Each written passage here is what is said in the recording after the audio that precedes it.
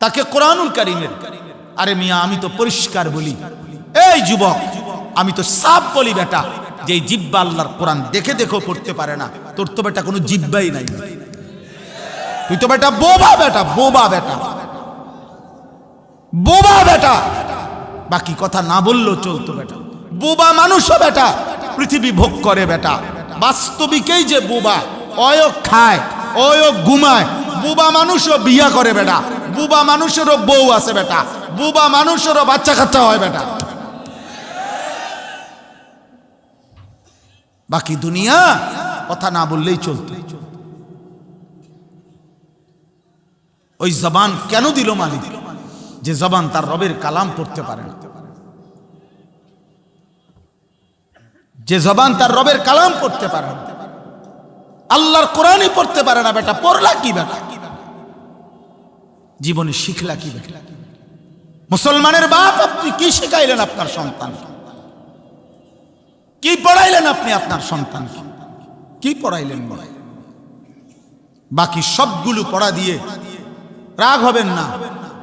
পরিষ্কার বক্তব্য হলো, বাংলা বলেন, ইংরেজি বলেন, অঙ্ক বলেন, পদার্থ বলেন, জীববিজ্ঞান বলেন, রসায়ন বিজ্ঞান বলেন, উচ্চতর গণিত বলেন, আর তথ্য যোগাযোগ প্রযুক্তির সব কিছু দিয়ে ভদ্রচিত উপার্জন শিখা যায়। মানে সিস্টেম, শার্ট পরা, স্যুট পরা, বুট পরা, চুল আশ্রানো, হ্যাঁ, সুন্দর করে পরিচ্ছন্ন হয়ে পরিপাটি হয়ে উপার্জন শিখা যায়, উপার্জনের ভদ্রচিত কোনো কিছু শেখা যায়, কিন্তু ইনসান হওয়া যায় না।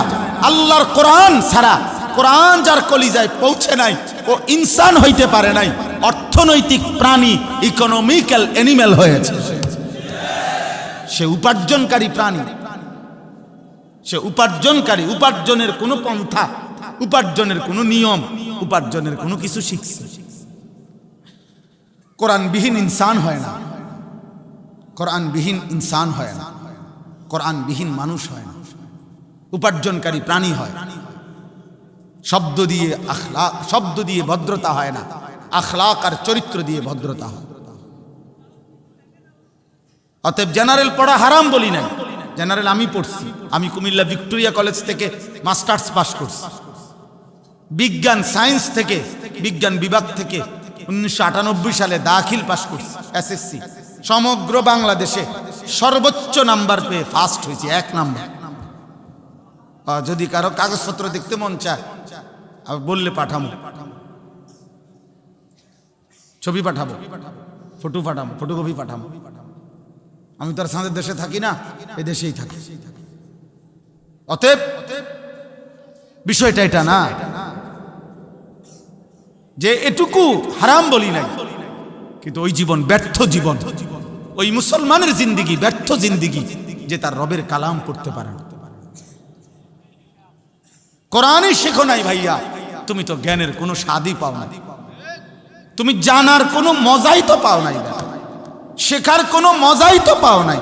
কারণ শতভাগ প্রথম শব্দ থেকে শেষ শব্দ পর্যন্ত নিখুঁত, পবিত্র, যৌক্তিক, ইনসাফপূর্ণ, শতভাগ বাস্তব ধর্মী, সব কথা সত্য, সব কথা নিখুঁত, সব কথা 1450 বছরে বারবার কালের আবর্তনে, সময়ের আবর্তনে, বন্ধুদের দ্বারা, শত্রুদের দ্বারা, ইমানদারদের দ্বারা, মুশরিকদের দ্বারা, মুরতাদদের দ্বারা, ভণ্ডদের দ্বারা, বেঈমানদের দ্বারা, ষড়যন্ত্রকারীদের দ্বারা, সকলের দ্বারা কোরআনের সব শব্দ পরীক্ষা হয়েছে। ইমানদার মহব্বতে পড়ছে, দুশ্মন বিরোধিতার জন্য পড়ছে, কিন্তু প্রত্যেকের কাছে কোরআনই শেষ পর্যন্ত সর্বশ্রেষ্ঠ হয়েছে। এটা বন্ধুর কাছেও সেরা, এটা দুশ্মনের কাছেও সেরা, এটা আপনজনের কাছেও সেরা, এটা বেঈমানের কাছেও সেরা। পৃথিবীর কোনো বেঈমানও আজ পর্যন্ত কোরআনের বিকল্প কিছু দেখাইতে পারে না। সেদিনও পারে নাই, আজও পারে না। ওই মক্কার কুরাইশও পারে নাই, আজকেও কি পারে নাই, পারে নাই। আজকে নওজোয়ান ভাই তোমাদেরকে বলি, প্রিয় ভাই, আমি যদি আর কোনোদিন আসতে না পারি, আমি একবারই আসলাম, প্রতিদিন এই নিয়ত করে বাইর করি, আর যদি কোনোদিন আসতে না পারি, অতএব এটা আমার জরুরি কথা। তুমি মাদ্রাসা স্কুলে পড়ো, কোনো অসুবিধা নেই, তুমি কলেজে পড়ো, কিন্তু তুমি এমন দুর্ভাগা হলা কেমনে বাপ? কে তোমারে আল্লাহ ভুলাই দিল? কে তোমারে রব ভুলাই দিল? কে তোমারে মালিকের কোরআন ভুলাই দিল? বাকি কত কথা শিখলা পড়লা, এগুলা ছাড়াও তো কত মানুষ ভাত খায়। মূর্খ মানুষে ভাত খায় না? মূর্খ মানুষের টাইলসওয়ালা বিল্ডিং নাই, মূর্খ মানুষের গাড়ি নাই, মূর্খ মানুষের সুন্দরী বউ নাই, মূর্খ মানুষের আপনার ক্ষমতা নেতাগিরি নাই, মূর্খ মানুষের মধ্যে কোনো নেতৃত্ব নাই। হ্যাঁ, এ দেশে কোনটা পদ পায় নাই? এরকম মূর্খ মানুষ এমপি হইছে, চেয়ারম্যান হইছে, মেম্বার হইছে, পদবীর অধিকারী, এমন মূর্খ মানুষ নাই। আমার লগে চলেন, আমরা লাকসা মাছ আইন দেখা। হাজার হাজার কোটি টাকার মালিক, হাজার হাজার কোটি টাকার মালিক, ঢাকা শহরে এত বড় ফ্যাক্টরির মালিক, যে ওনার ফ্যাক্টরি যেখানে, ওনার ফ্যাক্টরির যেটা নাম, ওই জায়গার নামও ওইটা। আমি বলতাম না ইচ্ছা করে, নাম ওই এলাকার নামে, ওই নামে, ফ্যাক্টরির নামে না। ওই গাড়ি থামে ওনার ফ্যাক্টরির নাম বললে, স্টেশনের নাম ওইটা। ঢাকা শহরে একটা পূর্ণাঙ্গ মডেল টাউনের মালিক, একটা দুইটা বিল্ডিং এর মালিক না, একটা মডেল টাউনের মালিক, হাজার হাজার কোটি টাকার মালিক। কিন্তু উনি মূর্খ বকল। ওনার অধীনে পিএইচডি ডিগ্রিধারী চাকরি করে, ওনারে স্যার কয়। জি জি স্যার, জি জি বস, জি বস। উনি বসও বোঝে না, স্যারও বোঝে না। উনি তো সরুও বোঝে না, সরেও বোঝে না। উনি বুঝে শুধু ভাত, উনি শুধু বুঝে টাকা। তাহলে উনি উনি দুনিয়া ভোগ করলো কেমন? উনি দুনিয়া কামায়। উনি আমাদের এলাকায় বলে, মানে আমাদের দেশে বলে ওই লোকের ব্যাপারে, কয় যে সময় পাকিস্তানিরা চলে যায় 1971 সালে, উনারে বলে 1 ট্রাক টাকা দিয়ে গেছে। মানে বেহুদা কথা, মানে এত টাকা দেখছে যে এই জন্য বলে যে টাকা দিয়ে গেছে বলে। আল্লাহ তাআলা দিছে, কার ইচ্ছা বলে। ইন্না রব্বি ইয়াবসুতুর রিজকা লিমান ইয়াশা ওয়া ইয়াকদির।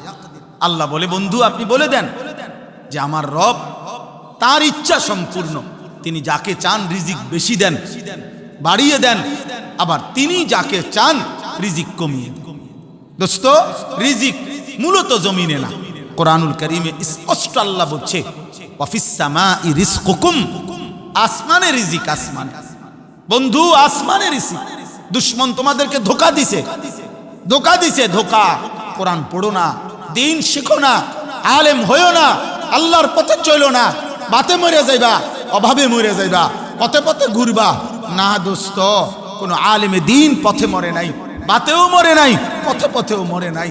আল্লাহ তাআলা আলেম বলো আর পাবলিক বলো, আওয়াম বলো আর জনসাধারণ বলো, প্রত্যেকের জন্য রিজিক আল্লাহ বরাদ্দ রাখছে। লা নাসআলুকা রিজকা নাহনু নারযুক। আল্লাহ বলছে, বান্দা, রিজিকের জন্য আমি তোমাদের কারো কাছে সাহায্য চাই না, আমি একাই সকলকে রিজিক দেব। আল্লাহ বলছেন, ওয়া ইম মিন শাইইন ইল্লা ইনদানা খাজাইনুহু, আমার কাছে সমস্ত কিছুর ভান্ডার আছে। ভান্ডারে ভান্ডার, খাজাইন মানে আমার কাছে সব কিছু আছে, পরিমিত না, ভান্ডারে ভান্ডারে, ভান্ডারে ভান্ডারে, সীমাহীন। তবে আমি ওমা নুনাজ্জিলুহু ইল্লা বিকাদারিম মা'লুম। আল্লাহ বলে, জমিনে আমি সবকিছু নাজিল করি পরিমাণ মতো করি। কি করে বলেন না? আপনি মনে করেন আমি, আমার বিবি আর আমার 4টা ছেলে মেয়ে, এখন যদি আমরা 6 জন আগামী 30 বছর পর্যন্ত মনে করেন, বা 20 বছর পর্যন্ত আমাগো 6 জন মানুষের যেই আলুগুলা লাগবে, খানার আলু, মনে করেন আল্লাহ যদি বলে, আনিস এ তোমাগো ফ্যামিলির 6 জনের 30 বছরের আলু দিয়া দিলাম, আমি এটি থুমুকো, কথা বলে না, আমি আমার আলু এটি রাখবো, এরপর পেঁয়াজ রসুন আদা এটি থুমুকো, বুঝলেন না? আমরা যে অনেক সময় বলি না, অনেক বয়স্ক, আরে আমি মরলে জি ফুড গুলা জানি কেমনে চলবো, না আমনে চললে বাকিরা বহন খাইবে উদা। পৃথিবীতে আমনের পরে তো আর বাত্তরকারী হইতো না কেউ, আমনের পরে বাকিরা বহন খাইব, শুধু চা খাইব, আমনে মরার আগে সব করে দিয়ে যেতে হবো। সুদে পারেন, ঘুষে পারেন, কিস্তিতে পারেন, ওজনে কম দিয়া পারেন, বাটপারি করে পারেন, সিটারি করে পারেন, যেমনে পারেন উপার্জন করে জিফুত মানুষ করে দিয়ে যাইতে হবো। হারাম করে জিফুত মানুষ হয় না, সুদখোরের সন্তান ইনসান হয় না বেটা, মানুষ হয় না, মানুষ হয় না বেটা। কোন হারামখোরের সন্তান মানুষ হয় না, মানুষ হয় না বেটা, মানুষ হয় না। দুনিয়া ভোগ করে বেটা, দুনিয়া ভোগ করে, ভাত খায়, ঘুম যায়, পেশাব পায়খানা করে, সংসার করে, বিবি বাচ্চা পালে, ইনসান হয় না। সুদের টাকায় মানুষ হয় না, ঘুষের টাকায় মানুষ হয় না, কিস্তির টাকায় মানুষ হয় না, 2 নম্বরই উপার্জনে মানুষ হয় না বেটা। ইনসান ভিন্ন কিছু, ইনসান ভিন্ন কিছু, ইনসান ভিন্ন কিছু। অতএব আজকে অনুরোধ করলাম বাবাদেরকে, একজনও যদি শুনে থাকেন, আপনি ভাবেন আল্লাহর কোরআন দিয়ে গেলেন না, যে ফ্যামিলির সন্তানদেরকে কি দিয়ে গেলেন বাপ? একটা রঙিন টেলিভিশন রেখে গেলেন, 30 বছর আমনে থাকতো, 10 বছর নাচ গান নাটক সিনেমা নর্তকীর ছবি চলছে, আপনার বিবি বাচ্চা নাতি নাতনি জীবনভর আপনি বেঁচে থাকতে নারী ছবি নর্তকী নাচ গান জিনা ব্যভিচারের দৃশ্য দেখলো টেলিভিশনে। আপনি এখন মরার পরেও এই টেলিভিশন রাইখা ঘরে চলে গেলেন কবরে। কি রাইখা গেলেন ঘরে? কি রেখে গেলেন? আপনার পরবর্তী জেনারেশনকে কি দিয়ে গেলেন? এই চেয়েছিল আল্লাহ তাআলা। কোরআন থেকে বঞ্চিত করলেন কেন? নামাজ থেকে বঞ্চিত করলেন কেন? সেজদা থেকে বঞ্চিত করলেন কেন? এই জন্য প্রিয় ভাই, তোমাদের অনুরোধ, প্রত্যেকে তোমরা তোমাদের জায়গায় আল্লাহর কোরআন পড়ো। বলো ইনশাআল্লাহ। নওজোয়ান ভাই বলো ইনশাআল্লাহ। তুমি তোমার রবকে ছেড়ো না, তোমার রবকে ছাইরো না। এই পৃথিবীর সব ছেড়ে দেওয়া যায় দোস্ত, আল্লাহকে ছেড়ে দেওয়া যায় না। আল্লাহকে ছেড়ে দেওয়া ঠিক না বাপ, বাপ ঠিক না। এই প্রজন্ম তোমরা এখন খুব বেশি বাড়াবাড়ি করছো, তোমরা বেশি বাড়াবাড়ি করতেছো। এই বর্তমান জেনারেশন, তোমরা যারা কিশোর যুবক, 14 বছর 16 বছর 18 বছর 20 বছর 22 25 24 বছর, তোমরা অতিরিক্ত বাড়াবাড়ি করতেছো বাপ। তোমাদের এই সীমাহীন অহংকার, তোমাদের এই অধ্যত্ব, তোমাদের এই গুনায় ভরা 24 ঘন্টার জিন্দিগি, তোমাদের উপরে খোদার কসম দুনিয়াতেই বড় সড় আযাব নিয়ে আসবে। প্রিয় বাপ আমার, সন্তান আমার, আমি বললাম তোমরা এমন অগণিত ছেলে, তোমরা এখানে সারা বাংলাদেশের ছেলে না, মনে করো 10 20 50 কিলোমিটারের ছেলে, তাহলে 20 50 কিলোমিটারের ছেলে তোমরা, আমরা যদি এখন দাঁড় করাই তাহলে অধিকাংশই মিলবে বেনামাজি। সারাদিনে 1 ওয়াক্ত নামাজ পড়া নাই, 365 দিনে খোদার 1 বছরে কোনোদিন ফজরের নামাজ পড়লা না। আমার প্রিয় সন্তান, মুসলমান এত নিকৃষ্ট হয়? তুমি মুসলমানের বাচ্চা, তোমার কোনো আল্লাহ আছে? তোমার কোনো নবী আছে? তুমি মুসলমান? 365 দিনে খোদার 1 বছরে কোনোদিনও ফজরের নামাজ পড়বা না? তুমি মানুষের বাচ্চা, তুমি মুসলমানের সন্তান। এক পবিত্র মা 2 বছর তোমাকে বুকের দুধ পান করাইছেন। এই 2টা বছর মা বুকের দুধ পান করাইতে কত লক্ষবার গালে মুখে চুমা দিছেন, আদর করছেন, বুকে জড়াইয়া ধরছেন। এই বাবা কতবার মাথায় হাত বুলাইছেন, কত হুজুরের কাছে, কত আলেমের কাছে, কত আত্মীয় স্বজনের কাছে তোমারে দাঁড় করাইছে, হুজুর মাথাটা মুছা দেন, আদর করে দেন, আমার বাচ্চারে যেন আল্লাহ মানুষ বানায়।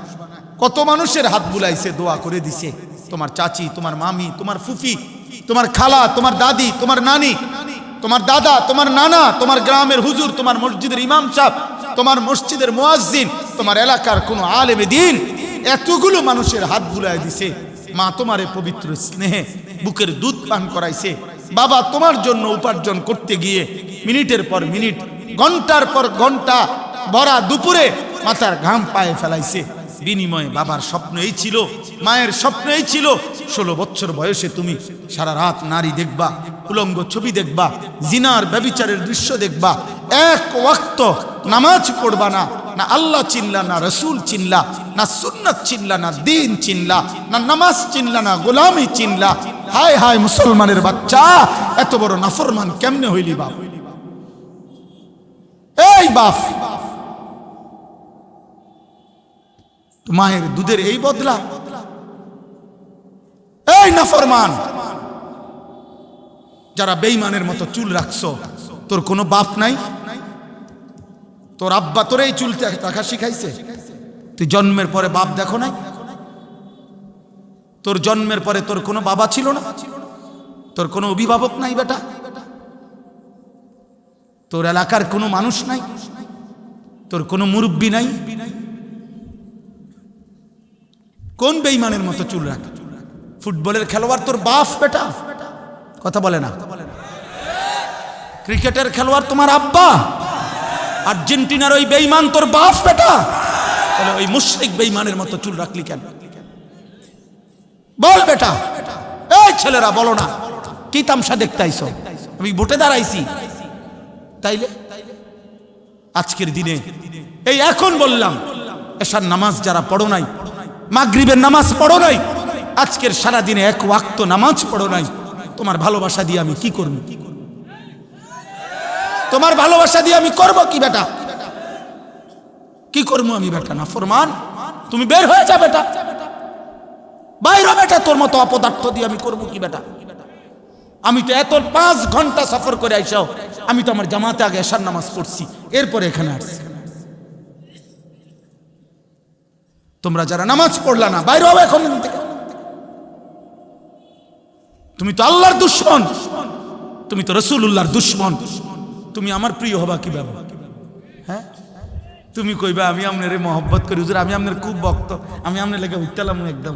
হ্যাঁ, মক্কল ঠাউরাইছে, ব্যাককল ঠাউরাইছেন আমারে। বলো মিয়া, এমন মালিক ভুললা কেন? এমন রব ছেড়ে দিলা কেন?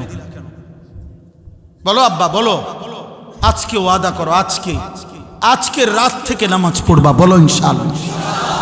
এখন পড়বা, বলো ইনশাআল্লাহ। এই নওজোয়ান, এখন বলো ইনশাআল্লাহ।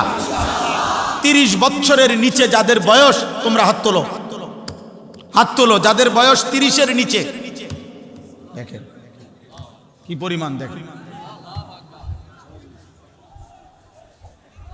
বলো ইনশাআল্লাহ নামাজ পড়বো, ইনশাআল্লাহ ফজর পড়বো, ইনশাআল্লাহ। জোরসে বলো ইনশাআল্লাহ, আরো জোরে বলো ইনশাআল্লাহ। কোন নামাজ? কোন নামাজ? আবার বলো, জোরসে বলো, সবাই বলো ইনশাআল্লাহ।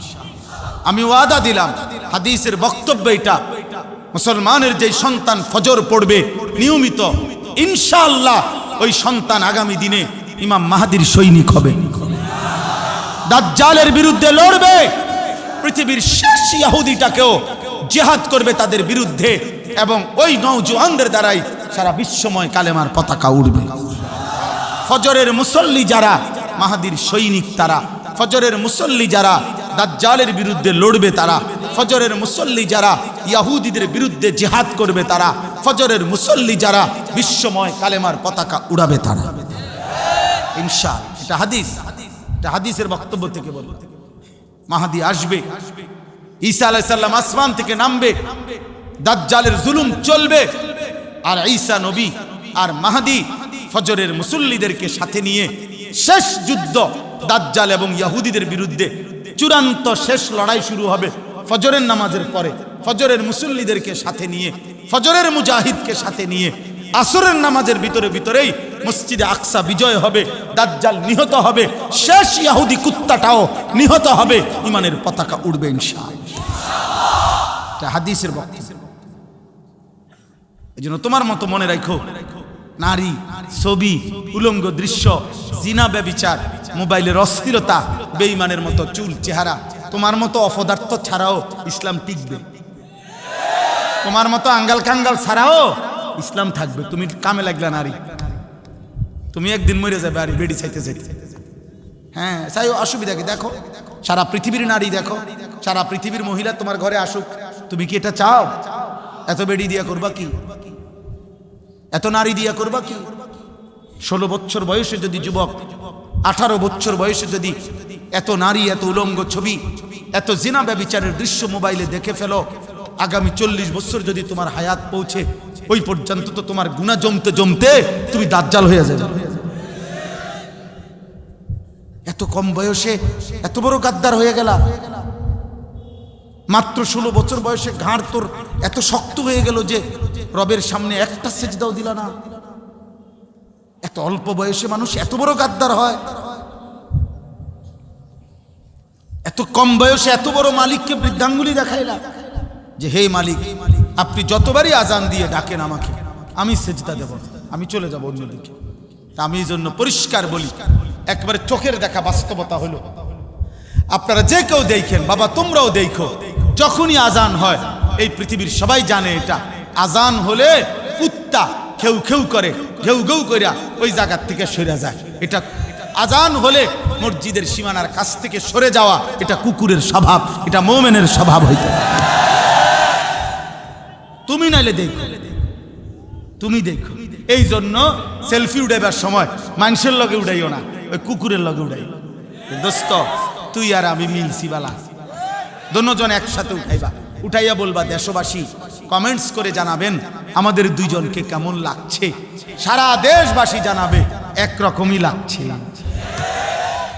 একরকম। দুজনই মুত্তা ফানি লয় না, একবারে খাপে কাপ মন্তেজের বাপ। আমরা দেশে কয়ারি মন্তেজের বাপ, দুই দেশে যার বাপ, বুঝেন নাই? খালাস, এটা বুঝতে শিখেন। প্রিয় ভাই, তুমি বুঝতে শিখো, বুঝতে শিখো। বেঈমান তোমাদেরকে নিয়ে ডুগডুগি খেলে, বাঁদর বাঁদর নাচায়। ছোট্ট একটা ডুগডুগি আছে, বান্দর যারা নাচায়, এটা এটা নাড়ায়, এটা ডুগডুগ আওয়াজ করে, বান্দর এটা তালে তালে নাচে। আজকে বেঈমান তোমাদেরকে একটা মোবাইল হাতে তুলে দিছে, এবার বলছে ওয়েট, তুমি অপেক্ষা করো, এটা হাতে রাখো, বাকি ডিজাইন যা দরকার, চুলের, প্যান্টের, গেঞ্জির, শার্টের, খানার, চলাফেরার, পছন্দের অপছন্দের সবকিছু আমরা মুশরিক, আমরা ইহুদি, আমরা দেব তোমাদেরকে, তোমাকে। তুমি শুধু মোবাইল দেখে দেখে ওই রঙে সাজবা, ওইভাবে সাজবা, তাহলেই তুমি পরিচয় তো তোমার মুসলিম, রক্তে মাংসে, কিন্তু চলাফেরায় চলনে বলনে তুমি হবা বেঈমান মুশরিক। আজকে বেঈমান তোমাদের হাতে মোবাইল তুলে দিয়ে তোমাদেরকে পুরা নিয়ন্ত্রণ করছে, মাসউর বানায় দিছে, জাদুগ্রস্ত বানায় দিছে। আমার বাপ, এমন ভুল করো না বাপ। 365 দিন, একটা বছর কোনোদিন ফজরের নামাজ পড়ো নাই, মুসলমান এমন হইতে পারে না আব্বা। মুসলমান এত নিকৃষ্ট হইতে পারে না। 30 বছর মুসলমান সুদ খাচ্ছেন বাবা, মুসলমান এত নিকৃষ্ট হইতে পারে না। 60 বছর বয়স বাপ, এই চাচা এখনো বিড়ি সিগারেট খান, মুসলমান এত বদভ্যাসওয়ালা মুসলমান হইতে পারে না।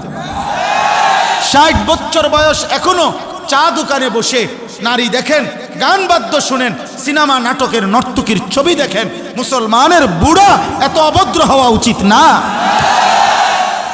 এত অভদ্র মুসলিম বৃদ্ধ হইতে পারে না, এত বেহায়া মুসলমানের বুড়া চাচা হইতে পারে না।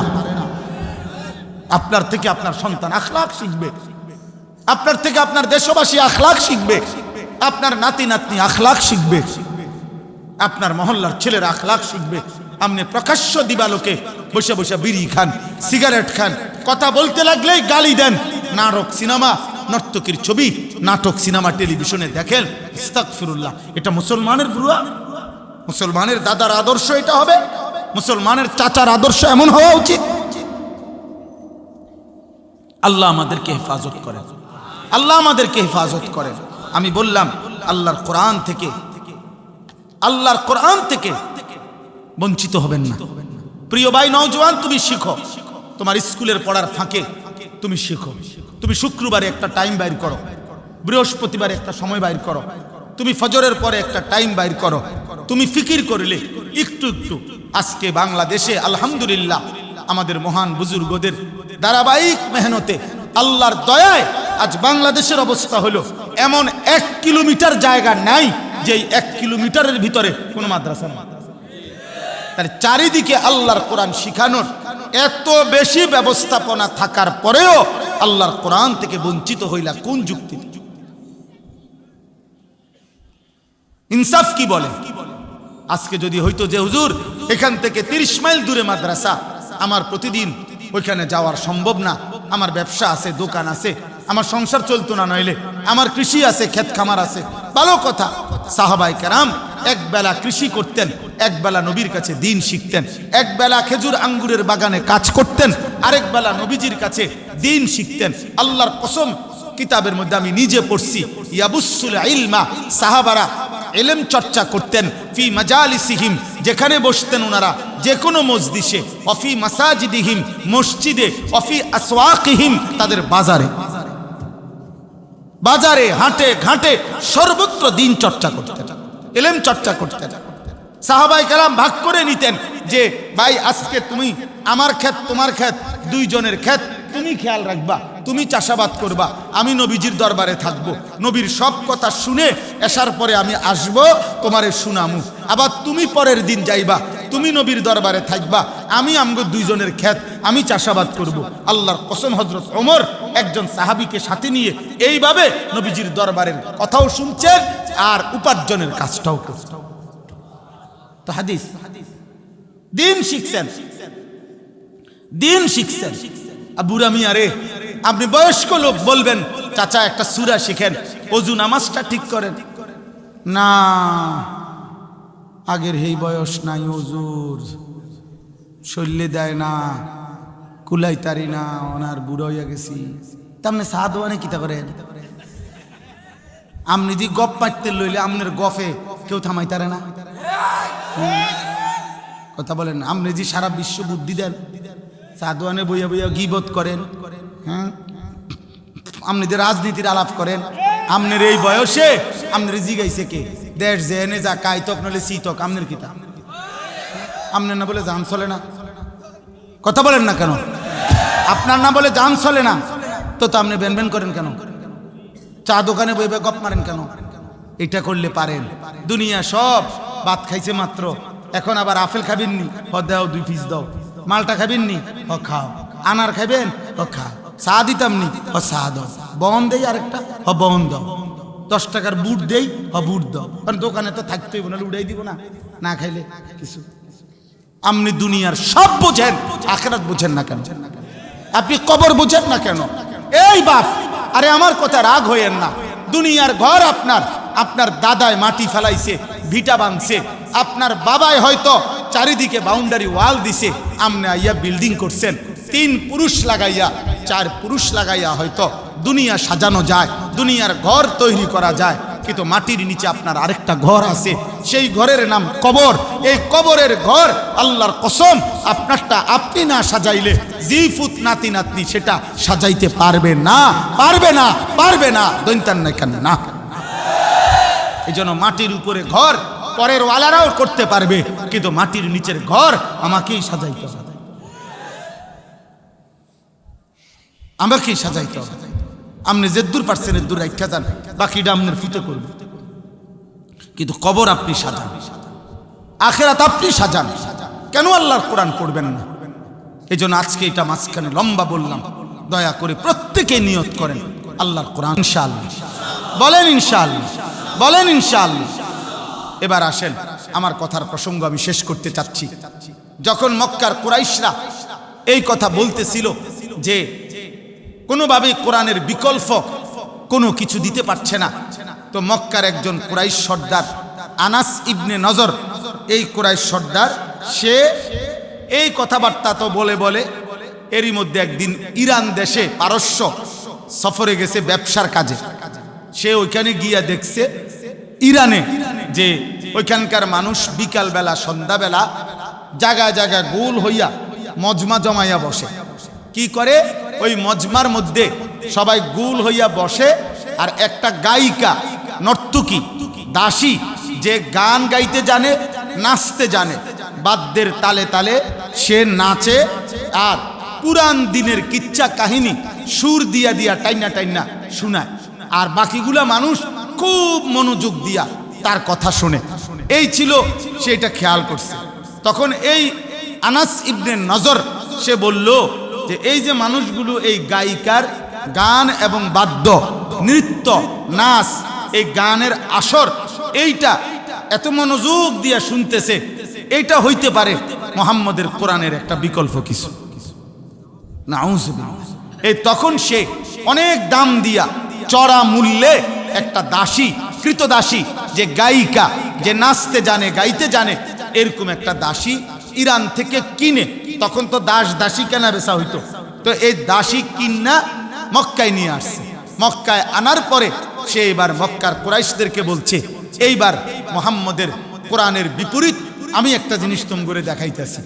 তখন সে সবাইকে একত্র করে এই গায়িকাকে বলছে, তো গায়িকা বাদ্যের তালে তালে সে গান শুনাইতেছে, পুরান দিনের কিচ্ছা কাহিনী এগুলো শুনাইতেছে। তখন আস্তে আস্তে দুষ্ট প্রকৃতির চরিত্রহীন কিছু লম্পট মানুষ, কিছু যুবক, কিছু মহল্লার মানুষ আস্তে আস্তে ওই মজা গায়িকা দেখে, নর্তকীরে দেখে, এরপরে আপনার যুবতীর শরীর দেখে, নাচ দেখে, বাদ্যের তালে তালে গান শুনে, এগুলো শুনবার জন্য যখন আস্তে আস্তে কিছু লোক জমা হইতেছে, তখন আনাস ইবনে নজর এই কাফের সে ঠাট্টা করত আর বলতো, মুহাম্মদ এইবার বুঝবা তোমার কোরআনের বিকল্প, দেখি তোমার কোরআন শুনে কয়জন, আমার নর্তকীর গান শুনে কয়জন। আল্লাহ তাআলা তখন এই বেঈমানের এই আচরণের এই জবাবে, যে গান বাদ্য আল্লাহর কোরআনের বিপরীতে গান বাদ্য গায়িকা, গানের আসর, নৃত্যের আসর, নায়িকার আসর, এই ব্যবস্থাপনা যে করলো, তাদেরকে আল্লাহ জবাব দিতে গিয়ে কোরআনের বিপরীতে যারা এটা করেছে তাদের জবাবে আল্লাহ তাআলা কোরআনুল কারীমের এই 21 নম্বর পারা 31 নম্বর সূরা, সূরা লোকমানের এই 6 নম্বর আয়াত নাজিল করছে।